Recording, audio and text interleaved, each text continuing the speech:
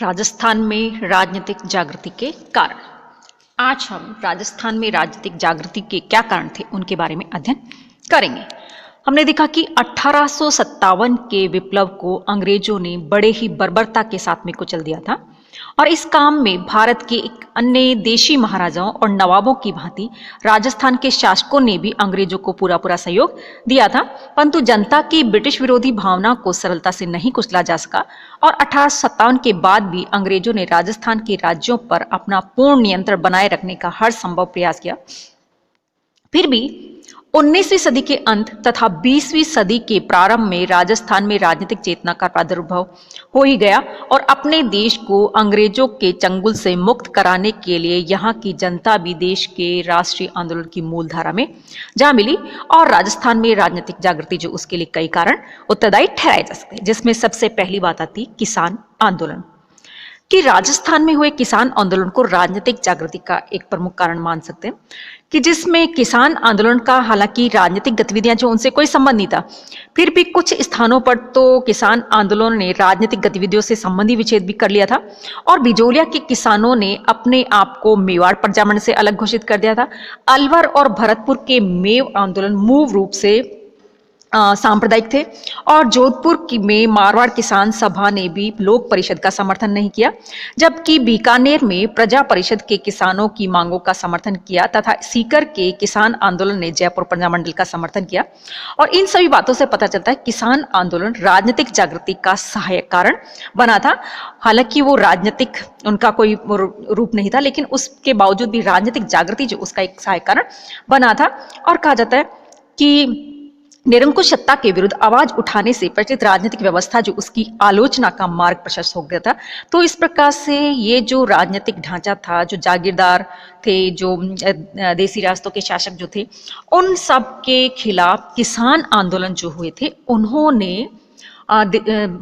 राजस्थान की जनता जो उसको जागृत करने का प्रयास किया था। हालांकि उन्होंने अपनी मांगों के लिए आंदोलन किए थे, लेकिन उसके बावजूद भी लोगों में राजनीतिक जागृति जो उसका मार्ग प्रशस्त हो गया था। दूसरी बात आती अंग्रेजी शिक्षा का योगदान कि जाहिर है अंग्रेजी शिक्षा जो उसका बहुत बड़ा योगदान है,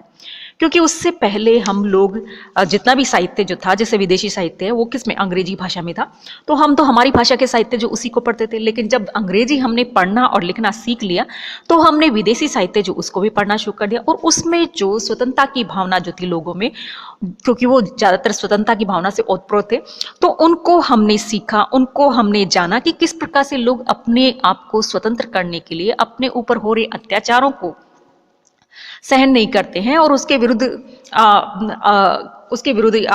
आंदोलन करते हैं। तो हमें भी इस प्रकार से आंदोलन करना चाहिए। इसके साथ ही कहा जाता है कि ब्रिटिश सरकार जो उसने क्या किया था, एक ऐसा वर्ग तैयार करना था जो कि अंग्रेजी पढ़ा लिखा और उनके बाबू जो उसका काम करता रहे। और ये जो नौकरियां जो थी वो ज्यादातर किसको मिलती थी, जो पढ़े लिखे कम, क्योंकि ये जितने भी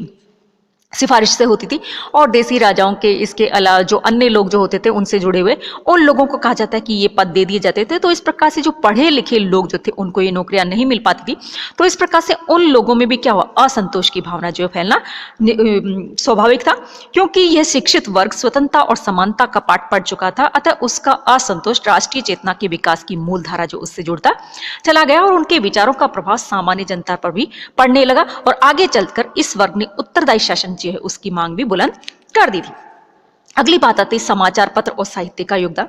कि राष्ट्रीय और राजनीतिक चेतना के विकास में समाचार पत्र और साहित्य जो उसका तो सबसे बड़ा योगदान था, क्योंकि प्रथम विश्व के बाद प्रेस और समाचार पत्र पर जो नियंत्रण लगाया गया था उसको बाद में समाप्त कर दिया। तब राजस्थान के राज्यों में निरंकुश सत्ता और जागीरदारों के अत्याचारों को समाचार पत्रों के माध्यम से उजागर किया जाने लगा।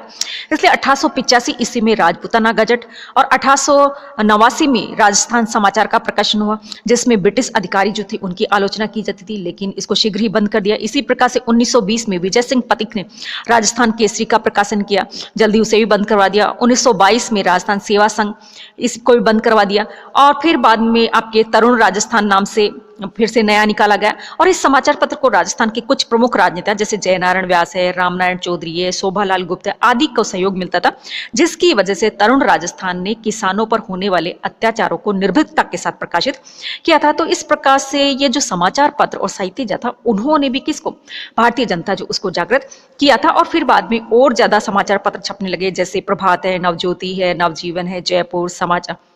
और लोकवाणी और अलवर पत्रिका, जिन्होंने की भारतीय या राजस्थान की जनता जो उसको जागृत करने का प्रयास किया था। अगली बात आती है मध्यम वर्ग की भूमिका कि आधुनिक भारत का राष्ट्रीय आंदोलन वस्तुतः अपनी प्रारंभिक अवस्था से मध्यम वर्ग का संघर्ष रहा था, क्योंकि इसमें ना ही तो उच्च वर्ग ने पूरी तरह से भाग लिया था और ना ही निम्न, क्योंकि निम्न वर्ग को अपनी रोटी से मतलब था और उच्च वर्ग जो उसको अपने ऐशो आराम से मतलब था। केवल मध्यम वर्ग जो कि पढ़ा लिखा भी था और उसके ही अधिकार जो उनका हनन हो रहा था, तो उसको ही इन सब चीजों से मतलब था। इसीलिए कहा जाता है कि मध्यम वर्ग जो उसकी सबसे बड़ी भूमिका रही थी राजस्थान की जनता को जागृत करने में। और इसमें वकील, शिक्षक, इंजीनियर, वैज्ञानिक, चिकित्सक, साहित्यकार, बुद्धिजीवी वर्ग और व्यवसायी और पत्रकार शामिल थे। और उनका मुख्य ध्येय भारतीयों में राजनीतिक राष्ट्रीय चेतना उत्पन्न करना था। और राजस्थान में भी इसी वर्ग ने जन असंतोष को नेतृत्व प्रदान किया। और बिजोलिया के कृषक आंदोलन ने भी तभी गति पकड़ी जबकि विजय सिंह पथिक और माणिक्यलाल वर्मा, रामनारायण चौधरी, हरिभाऊ उपाध्याय जैसे लोग इसमें शामिल हुए थे। और बहुत से लोग तो जैसे जोधपुर राज्य में मास्टर साहब के नाम से लोकप्रिय जयनारायण व्यास ने राजनीतिक चेतना की मशाल जो उसका जलाया और ये आंदोलन जो उसका पाठ लोगों को सिखाया था। इसके अलावा आपके स्वामी दयानंद सरस्वती जो थे, जो उन्होंने आर्य समाज की स्थापना की और उसके प्रभाव से उन्होंने क्या किया था, धर्म जो है उसमें और समाज में जो बुराइयां थी उनको दूर करने का प्रयास किया था। और इसके अलावा कई समाचार पत्र पत्रिकाएं जो उनको भी निकाला, तो उनके माध्यम से भी उन्होंने राजस्थान की जनता जो उसको जागृत करने का प्रयास किया था। अगली बात आती है प्रथम महायुद्ध का प्रभाव कि प्रथम विश्व युद्ध में बहुत उसको लोगों को उत्तेजित कर दिया, क्योंकि इंग्लैंड द्वारा धुरी राष्ट्रों के विरुद्ध युद्ध की घोषणा के जवाब में राजपूत राजा ने असीम स्वामी भक्ति का परिचय दिया था। यहाँ तक कि कहा जाता है कि बीकानेर के नरेश गंगा सिंह ने सबसे पहले ये घोषणा की कि मैं दुनिया के किसी भी कोने जो है उसमें जाकर लड़ने के लिए तैयार हूँ। और उसी का अनुकरण करते हुए किशनगढ़, भरतपुर, जयपुर, धौलपुर, डूंगरपुर, झालावाड़, करौली, कोटा और बूंदी के शासक जैसे जैसलमेर आदि के शासक जो थे वो भी इसी रूट पे चल पड़े और उन्होंने कहा कि हम किसी भी कोने में जाने के लिए तैयार हैं। यहाँ तक कि ईडर और जोधपुर के 70 वर्षीय सर प्रताप ने भी युद्ध में जाने की इच्छा व्यक्त की थी। तो इस प्रकार से जब ये राजपूत सैनिक लड़ने के लिए विदेशों में गए तो वहां पर जाकर वहां के लोगों के विचार जो उनसे प्रभावित हुए और उन्होंने देखा कि किस प्रकार से लोग अपनी स्वतंत्रता जो उसको बनाए रखना चाहते हैं, उनके ऊपर हो रहे अत्याचार जो उनका विरोध करते हैं, तो हमें भी ऐसा ही करना चाहिए। और जब ये लोग अपने प्रांतों में वापस आए, अपने क्षेत्रों में वापस आए, तो इन्होंने यहाँ पर अलग जगाई जागरूकता की। इसके अलावा आता है कि पड़ोसी प्रांतों का प्रभाव। कहा जाता है कि न केवल ब्रिटिश भारत के प्रांतों में बल्कि राष्ट्रीय भावना का जागृत करने का प्रयास किया, अपितु भारत के देसी रियासतों की जनता में भी राजनीतिक चेतना भरने का प्रयास किया। और इस वर्ग के नेताओं ने न केवल मौजूदा प्रशासन की कमियों को उजागर किया, अपितु सरकार को प्रतिवेदन भी दिए और सार्वजनिक सभाओं के आयोजन, राष्ट्रीय लेखों इत्यादि के द्वारा भारतीयों के हितों को और अधिकारों का पक्ष उन्होंने प्रस्तुत किया था। इसके साथ ही आपके जैसे इल्बर्ट बिल जो है उसका विवाद जो था वो भी कहा जाता है कि जनता जो उसको जागरूक कर गया और प्रांतों में असंतोष की जो हवा चली थी उसे रियासतों में आने से रोकना संभव नहीं था, क्योंकि परिवर्तन की लहर कृत्रिम और अवरोध को नहीं मानती है। और राजपूत राज्यों की जनता जिसे पाश्चात्य शिक्षा का प्रारंभिक लाभ उपलब्ध हो चुका था, उसने राष्ट्रीय पथ पर चलने का निश्चय कर लिया। और ब्रिटिश सरकार के अधिकारी भी यह अनुभव करने लगे कि ब्रिटिश प्रांतों में जिस उत्साह के साथ भावी स्वराज्य के लिए संघर्ष लड़ा जा रहा था, उसका प्रभाव देसी रियासतों की जनता पर भी पड़ेगा। तो इस प्रकार से ये आपके पड़ोसी प्रांत जो हैं उनका भी प्रभाव रहा था,